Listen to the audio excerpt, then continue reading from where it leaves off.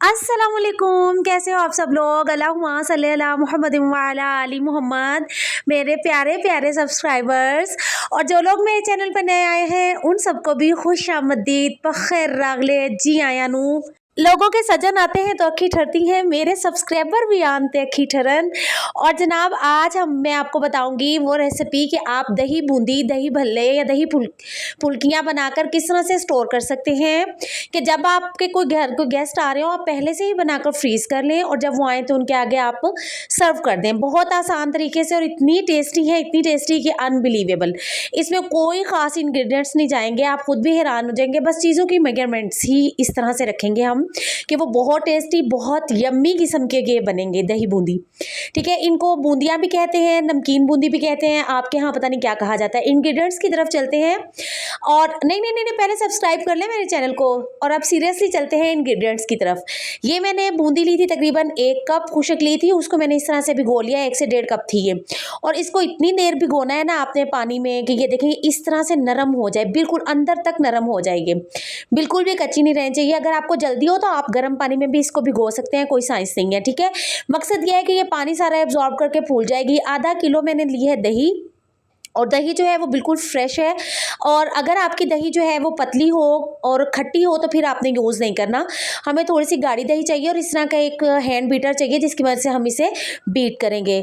चाट मसाला आधा चम्मच खाने वाला, चीनी 1 चम्मच खाने वाला और नमक एज़ पर टेस्ट है। वैसे नमक जो है वो 1 चाय वाला चम्मच है। और अब हम जो है ना वो खीरा लेंगे, आधा खीरा मैंने लिया कट करके रख लिया है। और देखिए मैंने इसको इस तरह से बारीक बारीक छोटे छोटे हिस्सों में काटा है। एक बड़े साइज़ का मैंने आलू लिया है, उसको भी बॉईल करके और इस तरह के पीसेस में कट कर कर रख लिया है। छोटे पीस इसलिए काटे हैं कि जब हम 1 चम्मच भरें तो उसके अंदर सारी चीज़ों का टुकड़ा आए। बड़े टुकड़े होंगे तो वो चम्मच में पूरे नहीं आएंगे। एक मीडियम साइज़ का प्याज लिया है, उसको भी चॉप किया है। 4 हरी मिर्चें लिए बारीक वाली, उनको भी काट कर रख लिया है।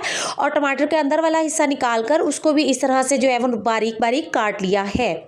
ये इतने मज़े के बनते हैं और इतनी जल्दी बन जाते हैं ना कि आपकी सोच है। रमज़ान मुबारक में तो रोज़ा रख के वैसे ही बस हुई होती है ना, तो फिर दिल चाहता है कि कोई इस तरह की चीज़ हो जो ना ज़्यादा स्पाइसी हो और ना ही ज़्यादा जो है ना वो तीखी हो, ना फ्राई हुई हुई हो। तो ये एक हेल्दी आइटम है आपको रमज़ान मुबारक में खाने के लिए अफ्तारी में। अच्छा जी, दही को हमने हैंड बीटर की मदद से अच्छे से फेंट लेना है। हमने इसको बिल्कुल एक क्रीमी सी फॉर्म में ले आना है। अगर आपकी दही जो है वो पतली है, गाढ़ी नहीं है, तो आपने क्या करना है उसके अंदर जो है ना आधा किलो दही में 3 चम्मच आपने क्रीम के डाल लेने हैं। जो क्रीम मार्केट से मिलती है, मिल्क पैक की हो या कोई भी ऑल पर्स की हो, वो वाली क्रीम 3 चम्मच आपने डालकर इस तरह से फेंट लेना है, तो भी दही गाढ़ी हो जाएगी। अगर फिर भी दही गाढ़ी नहीं होती है तो आपने क्या करना है कि मलाई दूध की जो होती है वो आपने डाल लेनी है इसके अंदर। ठीक है, अब देखिए मैंने दही को अच्छे से फेंट लिया था तो उसके अंदर ये सारे मसाले डाल रही हूँ। 3 तो मसाले हैं, क्या मसाले, लेकिन अगर आपने क्वांटिटी सेम रखी तो मैं आपको बताती हूँ कि अनबिलीवेबल किस्म का टेस्ट आने वाला है इसका। और आपको याद होगा कि मैंने आपको कल बनाना सिखाई थी इमली की चटनी, वो भी इसी लिहाज से बनाई है कि रमज़ान मुबारक में एक बार बनाकर आप रमज़ान से पहले महफूज कर लें फ्रिज के अंदर और उसके बाद पूरा रमज़ान आप बस निकालें और इस्तेमाल करें। आप रोज़े में अपना टाइम जो है ना रमज़ान मुबारक के बाबरकत महीने का जो कीमती वक्त है वो आप इस तरह की चीज़ें बनाने में वेस्ट ना करें। मेरा यही इरादा है कि ऐसी चीज़ें बताऊँ आप लोगों को जो आप वक्त से पहले जो है वो बनाकर रख सकें। अगर आप में से कोई भी कमेंट में लिख देगा कि मैं आपको बेसन की ये बूंदी भी घर बनाना सिखाऊं तो अल्लाह के हुक्म से जो है ना मैं अगली या उससे अगली वीडियो इसी बूंदी पे बना दूंगी। टेंशन नहीं लेनी आप लोगों ने, घर में बनाएंगे आप लोग, फ्रेश होगी। और जो है ना हमें नहीं पता कि बाज़ार वाले जो हैं वो क्या किस तरह के गंदे हाथों से और गंदे घी में फ्राई करते हैं इस बूंदी को। अच्छा जनाब, अब एक आपने खुला सा बर्तन ले लेना है। सॉरी, पैन बोल कर पैन ही मुँह पर चढ़ गया है। डोंगा ले लेना है, बाउल ले लेना है, उसके अंदर हमने ये जो भिगोकर बूंदी रखी हुई थी सारी की सारी डाल लेनी है। और इसके एक चना भी काला जो है वो भीग गया था, वो भी मैंने निकाल दिया बाहर। अच्छा, भी बूंदी जो है वो इस तरह से डाल लेनी है आपने खुले बर्तन में। और उसके बाद ये जो है ना कटिंग करके रखी हुई हमने सारी चीज़ें ये भी डाल लेनी है। अगर आपको खीरा पसंद है, मुझे तो खीरा सलाद में भी पसंद नहीं है बिल्कुल भी, अकेला खीरा खाना हो खा लेती हूँ, वरना मैं सलाद वगैरह में या सैलड में बिल्कुल पसंद नहीं करती। इसी तरह दही बूंदी में भी मुझे जिस चीज़ में दही हो उसमें खीरे का कोई मुझे नहीं समझ आता। खीरा पानी भी ज़्यादा छोड़ देता है और सेकेंडली ये कि खीरे की एक अलग सी खुशबू और स्मेल सी होती है जो कि चीज़ के अंदर आ जाती है दही के अंदर जाकर। अच्छा जी, ये सारी चीज़ें हम इसके अंदर डाल लेंगे। और क्योंकि मैं आपको ये भी बता रही हूँ कि हम इसको किस तरह से मेहमानों के आने से पहले रेडी करके रख दें तो ये किस तरह से चलेगा, तो उसके अंदर हमने खीरा ऐड नहीं करना। आप खीरा बिल्कुल सर्व करते हुए ऐड कर सकते हैं अगर आपको इसमें खीरा अच्छा लगता है तो। अच्छा जी, इन सब जो है ना चीज़ों को आपस में अच्छे से मिक्स कर देंगे, इनकी ईद मुबारक करा देंगे, जफ्फियाँ गड़फ्फियाँ डला देंगे।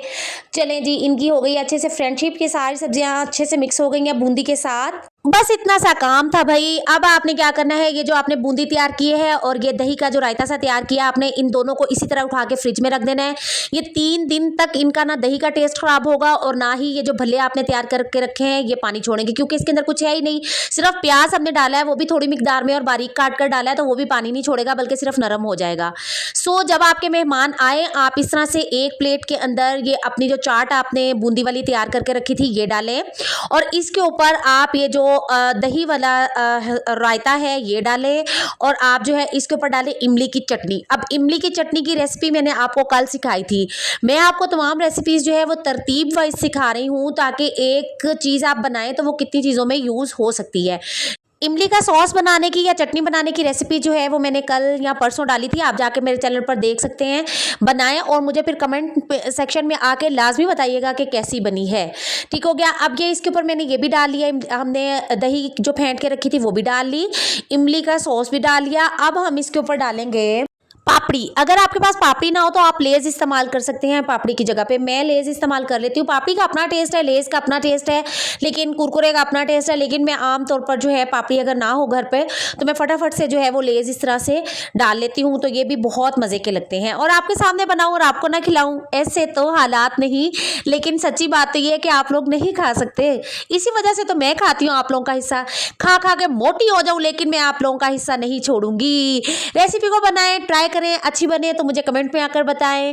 वीडियो अच्छी लगी हो तो लाइक कर दीजिएगा, चैनल को लाजिम सब्सक्राइब कर दीजिएगा, और एक अपने जैसा प्यारा सा कमेंट कर कर मुझे अपनी मौजूदगी का एहसास लाजिम दिलाएं कि आप भी चैनल पर मौजूद हैं, आप भी जिंदा में से हैं। अपना ख्याल रखिएगा। अल्लाह हाफिज।